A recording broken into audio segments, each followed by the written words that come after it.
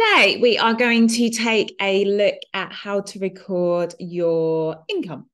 So, this is a little bit easier, I would probably say, than recording your expenses. So, I'm going for the simplistic vibes of this. We are going to look at just like a normal sole trader, although this will probably also apply to a limited company as well, but not VAT registered. Okay, so I am going to share my screen and we are going to take a look at this demo company. So, what we're going to do first is we're going to lay our foundation. So, we're going to make this how we want it to be as dance teachers and as dance schools.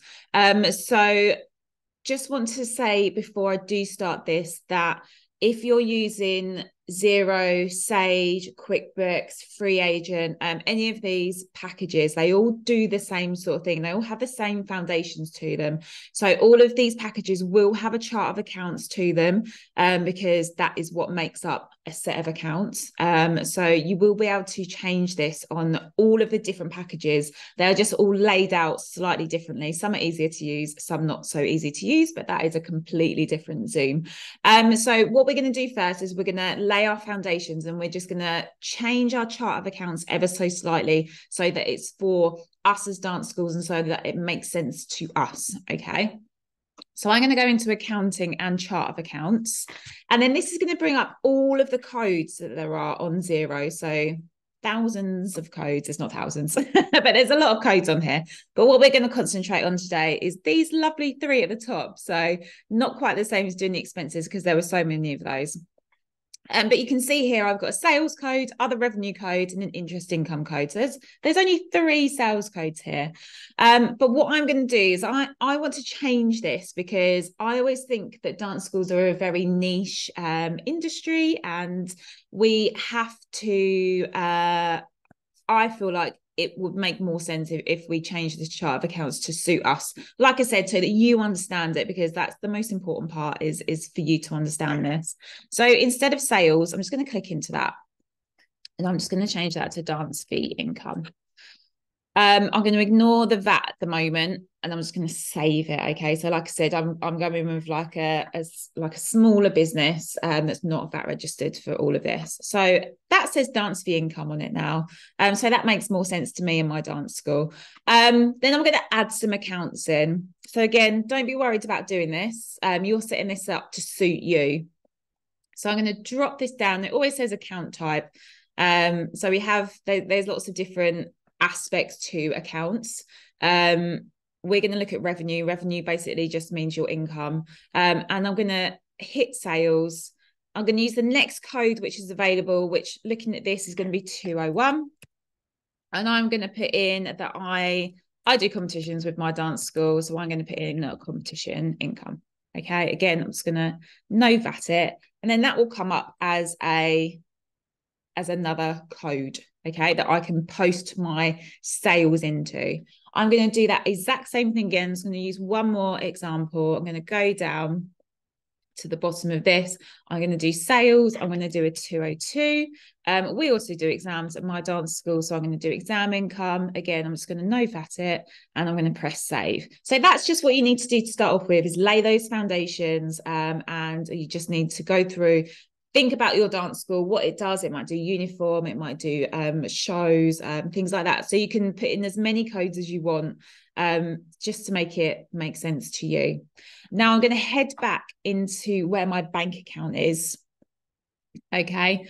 And we are going to, so just click into here. Again, I'm not going through how to add my bank feeds or things like that. This is literally just a video on how to record my income. I can do other videos if you let me know. So if I go down, I'm going to use one of these examples of money received.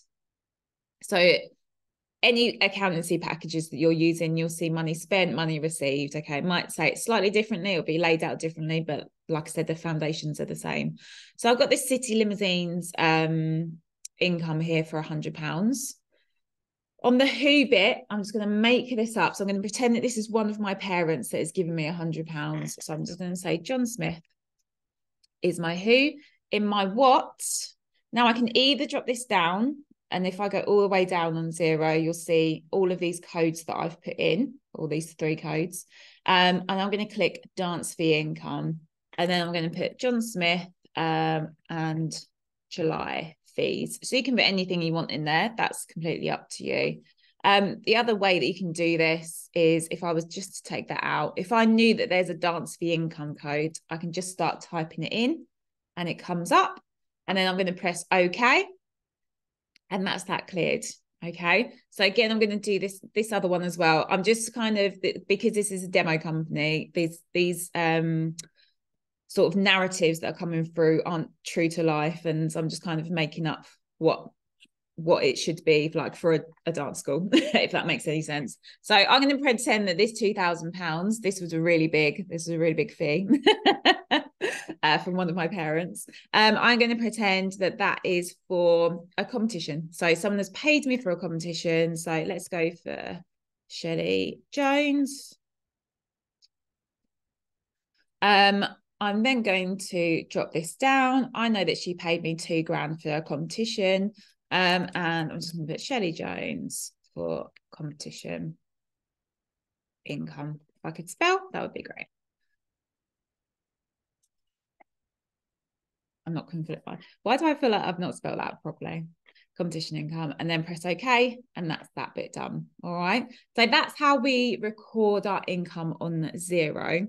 Now I'm just going to head to a spreadsheet now. So I'm just going to stop sharing and I'm going to reshare, but we're going to go through this exact same thing if you're using a spreadsheet. So I'm going to share my screen. I've got a spreadsheet that is completely blank here at the moment.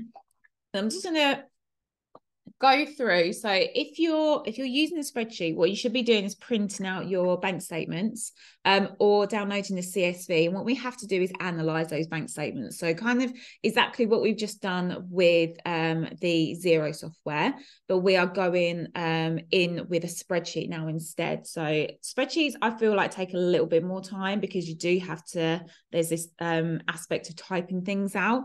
Whereas with Xero, it's all automatic, and then it does end up remembering things and things like that. So spreadsheets do take a little bit more time, but I know that people prefer spreadsheets as well.